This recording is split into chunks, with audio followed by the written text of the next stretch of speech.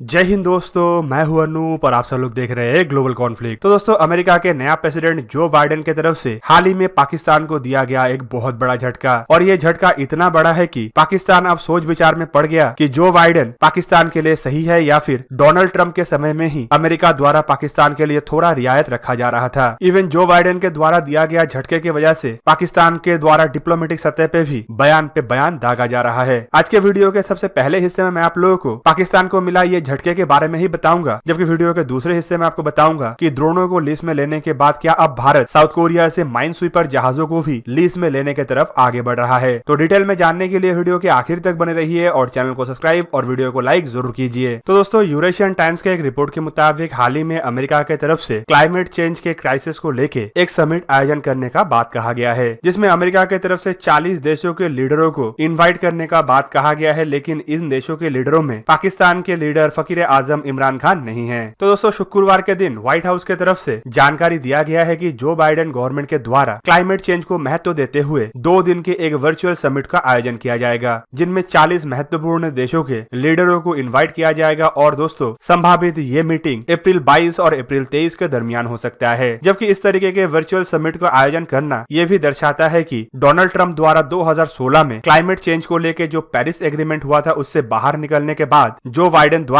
Donald Trump के उस decision को पलटा जा रहा है। दोस्तों, क्लाइमेट चेंज को लेके ऑलरेडी भारत कई सारे महत्वपूर्ण ऑर्गेनाइजेशनों का हिस्सा भी है और बीते 2 दशकों से भारत द्वारा क्लाइमेट चेंज के ऊपर महत्व देते हुए कई सारे महत्वपूर्ण डिसीजन भी लिया गया है। और दुनिया में ये क्लाइमेट चेंज की जो मुसीबत है उससे लड़ने के लिए भी भारत की तरफ से योगदान किया जा रहा है। ऐसे में अमेरिका द्वारा अगर 40 देशों को बुलाया जा रहा है और उसमें पाकिस्तान जैसे देश का नाम नहीं है, तो इससे पाकिस्तान के अंदर तिलमिलाहट होना तो लाजमी है। दोस्तों, आपके जानकारी के लिए बता दूं कि इंडिया के प्राइम मिनिस्टर श्री नरेंद्र मोदी के मुकाबला करने के लिए पाकिस्तान के फकीर आजम द्वारा भी कई बार बहुत कुछ करने का बयान तो दिया गया, लेकिन पाकिस्तान द्वारा ऐसा कुछ कर दिखाने का कोई भी सफलता नहीं मिला। इवन इमरान खान के द्वारा नरेंद्र मोदी के मुकाबले करने के लिए ऐसा बयान दिया गया जो प्रैक्टिकली पाकिस्तान के लिए संपूर्ण करना पॉसिबल नहीं है। इवन इस तरीके के समिट से पाकिस्तान को बाहर रखने के बाद पाकिस्तान के अंदर तिलमिलाहट इतना है कि डिप्लोमेटिक सतह में पाकिस्तान द्वारा अपने नाराजगी जताया जा रहा है और कहा जा रहा है कि पाकिस्तान की तरफ से क्लाइमेट चेंज को लेके जो कदम उठाया गया है वो काफी महत्वपूर्ण है और दुनिया के कई सारे देशों के द्वारा उसे सराहा भी गया है। ऐसे में सवाल उठता है कि पाकिस्तान क्लाइमेट चेंज को लेके अब तक किस तरीके का काम किया है। इवन दोस्तों, अगर देखा जाए तो ग्लोबली रिकॉग्नाइज्ड कोई भी काम पाकिस्तान के द्वारा किसी भी सेक्टर में अब तक करना पॉसिबल नहीं हुआ, चाहे वो ह्यूमन राइट के सेक्टर में हो या फिर पॉल्यूशन कंट्रोल, ग्लोबल वार्मिंग या क्लाइमेट चेंज के सेक्टर में हो। पर दोस्तों, पाकिस्तान के अंदर अब उछल कूद करते हुए कहा जा रहा है कि पाकिस्तान के प्राइम मिनिस्टर इमरान खान के द्वारा 1 बिलियन ट्री लगाने का जो संकल्प रखा गया था वो एक क्लाइमेट चेंज के सेक्टर में महत्वपूर्ण कदम है, लेकिन इसे अमेरिका द्वारा सराहा नहीं गया है। और इमरान खान के इस प्रयास के बावजूद पाकिस्तान को इस क्लाइमेट चेंज के मीटिंग में कोई जगह नहीं मिला। दोस्तों, आपके जानकारी के लिए बता दूं कि इमरान खान के द्वारा इस तरीके का ऐलान तो किया गया था, लेकिन पाकिस्तानी मीडिया में ही कई बार चर्चा हो चुका है कि इसके ऊपर ना ही कोई काम हुआ है और ना ही पाकिस्तान के पास इतना औकात है कि 1 बिलियन ट्री पाकिस्तान लगा सके। दोस्तों, 1 बिलियन का मतलब यहाँ पे करीबन 100 करोड़ होता है और इतना ट्री लगाने के लिए ना ही पाकिस्तान के पास समर्थ है और ना ही पाकिस्तान इतना जल्दी ये काम को संपूर्ण कर पाएगा। और दोस्तों, जब ये क्लाइमेट चेंज के मीटिंग से पाकिस्तान को बाहर रखा गया तो इसके लेके अब पाकिस्तान के अंदर प्रोपेगेंडा का भरमार होगा। दोस्तों, पाकिस्तान के अंदर कुछ भी हो और इंटरनेशनली पाकिस्तान को जब भी किसी देश के द्वारा कुछ कहा जाता है तो उसके पीछे पाकिस्तान के मीडिया में एक ही चर्चा होता है और वो है भारत। चाहे फ्रांस के द्वारा पाकिस्तान के हथियारों को अपग्रेड करने से मना कर दिया जाए या फिर अमेरिका के द्वारा टर्की को हेलीकॉप्टर बेचने के लाइसेंस प्रोवाइड ना किया जाए। इवन हाल ही में बांग्लादेश द्वारा पाकिस्तान को 50वां बांग्लादेश के इंडिपेंडेंट डे के मौके पे बुलाया नहीं गया, उसे लेके भी पाकिस्तान के मीडिया के अंदर प्रोपेगेंडा हो रहा है कि भारत के कहने पे ही बांग्लादेश द्वारा ऐसा किया गया। और आने वाले कुछ ही दिनों के अंदर या फिर संभावित अब तक पाकिस्तान के अंदर इन बातों को लेकर भी चर्चा शुरू हो गया होगा कि भारत के कहने पे ही अमेरिका द्वारा पाकिस्तान को इस समिट में नहीं बुलाया जा रहा है। और दोस्तों, ऐसा सच होने का संभावनाएं तो काफी कम है, लेकिन अगर ये सच होता भी है तो पाकिस्तान के डिप्लोमेट और पाकिस्तान के लोगों को ये जान लेना चाहिए कि भारत का क्षमता अब कितना अधिक है कि वो घर बैठे ही पाकिस्तान के बेइज्जती का सामान एक के बाद एक जुटा सकता है। इवन इससे उन लोगों को यह भी समझ लेना चाहिए कि भारत अमेरिका के अंदर कितना ज्यादा इन्फ्लुएंस डाल सकता है कि अमेरिका 40 देशों के लिस्ट में से भी पाकिस्तान को बाहर निकाल दे। दोस्तों, अब चलिए हमारे दूसरे अपडेट मतलब इंडियन नेवी के माइन स्वीपर के बारे में जानते हैं। तो दोस्तों, आप सब लोगों को पता ही होगा कि इंडिया द्वारा अमेरिका से नेवी के लिए MQ-9 रीफर अनमैन एरियल व्हीकलों को लीज में लिया गया, जबकि इंडिया खाली अनमैन अनमैन एरियल व्हीकलों को लीज में लेने के लिए आगे नहीं बढ़ रहा है, बल्कि इसके अलावा कई सारे अन्य डिफेंस प्रोजेक्टों को भी लीज के नियमों के तहत आगे बढ़ाने का बात कहा जा रहा है, जिनमें एवेक्स एयरक्राफ्टों के लिए एयरक्राफ्ट से शुरू करके एरियल रिफ्यूलर एयरक्राफ्ट और हेलीकॉप्टरों से शुरू करके न्यूक्लियर पावर सबमरीन तक शामिल है। पर दोस्तों, यूरेशियन टाइम्स के एक रिपोर्ट के मुताबिक इस लिस्ट में अब नेवी के लिए माइन स्वीपर जैसे जहाजों का भी नाम जुड़ सकता है, जो संभावित इंडिया साउथ कोरिया से हासिल करे। दोस्तों, आपके जानकारी के लिए बता दूं कि साउथ कोरिया के डिफेंस मिनिस्टर सो होक भारत के बायलैटरल दौरे पे है। सो होक भारत के दौरे पे 25 मार्च मतलब गुरुवार के दिन आए, जबकि फ्राइडे मतलब 26 मार्च के दिन उनके साथ भारत के डिफेंस मिनिस्टर राजनाथ सिंह के एक बायलैटरल मीटिंग भी हुआ। दोस्तों, इस मीटिंग में जहां पे डिफेंस कोऑपरेशन के ऊपर चर्चा हुआ है, तो वहीं पे रीजनल और कुछ इंटरनेशनल मुद्दों के ऊपर भी दोनों देशों के डिफेंस मिनिस्टरों के बीच में चर्चा हुआ। दोस्तों, शू उक खली साउथ कोरिया के डिफेंस मिनिस्टर नहीं है, बल्कि ये साउथ कोरिया के पूर्व जनरल भी रह चुके हैं, और इसी वजह से माना जा रहा है कि उनके भारत के दौरा इंटरनेशनल मुद्दों के अलावा बहुत हद तक बायलैटरल डिफेंस कोऑपरेशन और कुछ डिफेंस एग्रीमेंटों के ऊपर ज्यादा फोकस हो सकता है। और दोस्तों, इन रिपोर्टों में जिन माइन स्वीपरों का बात कहा जा रहा है, वो भारत बीते एक दशकों से अपने नेवी के लिए हासिल करना चाहता है। फिलहाल दुनिया में 3 ही देशों के पास माइन स्वीपर जैसे जहाज है, जिनमें साउथ कोरिया, अमेरिका और रशिया शामिल है, जबकि इससे पहले भी भारत के पास कई सारे माइन स्वीपर था, लेकिन फिलहाल भारत माइन स्वीपरों के मामले में काफी पीछे चला गया। दोस्तों, आपके जानकारी के लिए बता दूं कि माइन स्वीपर एक ऐसा जहाज होता है जो दुश्मन द्वारा बिछाया हुआ माइनों को ढूंढने और उसे तबाह करने के लिए इस्तेमाल होता है, और इसी वजह से ये किसी भी जहाज के बेड़े के लिए काफी महत्वपूर्ण बन जाता है, क्योंकि ये जहाज को इनिशियल स्टेज में ही हार्बर के नजदीक प्रोटेक्ट कर सकता है। बिना माइन स्वीपर के इंडियन नेवी के हार्बरों के सामने माइन का खतरा बरकरार रहता है, और इसी वजह से माइन स्वीपर जहाजों को इतना ज्यादा महत्व दिया जा रहा है। दोस्तों, भारत की तरफ से माइन स्वीपर जहाजों को टेक्नोलॉजी ट्रांसफर के तहत गोवा शिपयार्ड लिमिटेड में बनाने का इरादा रखा जा रहा है, जिसके लिए साउथ कोरिया की तरफ से भी बीते कई बार प्रयास किया जा चुका है। कुछ कारणों की वजह से दोनों देशों के बीच में ये डील कई बार रद्द हो चुका है, लेकिन साउथ कोरिया की तरफ से अपने प्रयास को अब तक छोड़ा नहीं गया। इंडिया की तरफ से माइन स्वीपर जहाजों को लेके जो प्लान बनाया गया है, उसके तहत इन जहाजों के कुछ खासियतों के बारे में पब्लिकली जानकारी अवेलेबल किया गया है। दोस्तों, इन जानकारियों के मुताबिक जहाज के वजन 885 टन के आसपास होना चाहिए, जबकि जहाज की लंबाई 63 मीटर और उसके चौड़ाई 10.2 मीटर के आसपास होना चाहिए। जहाज का ड्राफ्ट 2.7 मीटर होना चाहिए और जहाज में दो शाफ्ट वाले डीजल इंजन होना चाहिए, जिसका क्षमता 3728 किलोवाट के आसपास मतलब करीबन 5000 एचपी के आसपास होना चाहिए। इवन जहाज के स्पेसिफिकेशन के बाद परफॉर्मेंस को लेकर भी कुछ जानकारी दिया गया है, जिसके मुताबिक इसका अधिकतम रफ्तार 16 नॉट के आसपास होना चाहिए और ये 4000 नॉटिकल माइल मतलब कम से कम 7400 किलोमीटर के रेंज तक ऑपरेटेबल होना चाहिए। जहाज ऐसा होना चाहिए कि इसे ऑपरेट 10 ऑफिसर और 67 क्रू मेंबरों के द्वारा किया जाना पॉसिबल हो, जबकि इसमें कई सारे भारत निर्मित सोनर और रडार का इस्तेमाल करने का भी बात कहा गया। जबकि इलेक्ट्रॉनिक वॉरफेयर सिस्टम के मामले में इसमें भारत इलेक्ट्रॉनिक लिमिटेड द्वारा निर्मित इलेक्ट्रॉनिक वॉरफेयर सिस्टम लगाने का भी बात कहा जा रहा है, और हथियारों के मामले में इसमें 4 30 मिलीमीटर के 2x2 गन या 4 25 मिलीमीटर के 2x2 गन होना चाहिए। कुल मिला के जरूरत को देखते हुए और बजट को देखते हुए माना यह भी जा रहा है कि इंडिया जिस तरीके से लीज को लेके आगे बढ़ रहा है, इसमें अब माइन स्वीपर भी शामिल होने की तरफ आगे बढ़ेगा, जबकि लीज में लेने के बाद भारत संभावित अपने बेड़े के परमानेंट सोल्यूशन को देखते हुए माइन स्वीपरों को टेक्नोलॉजी ट्रांसफर या मेक इन इंडिया के तहत भारत में निर्माण करे। तो दोस्तों, ये था आज का वीडियो। अगर आपको वीडियो अच्छा लगा तो लाइक कीजिए और मेरे चैनल को सब्सक्राइब कीजिए और साथ में बना हुआ बेल आइकन को प्रेस कर दीजिए, ताकि आप मेरा वीडियो देख पाए सबसे पहले। जय हिंद।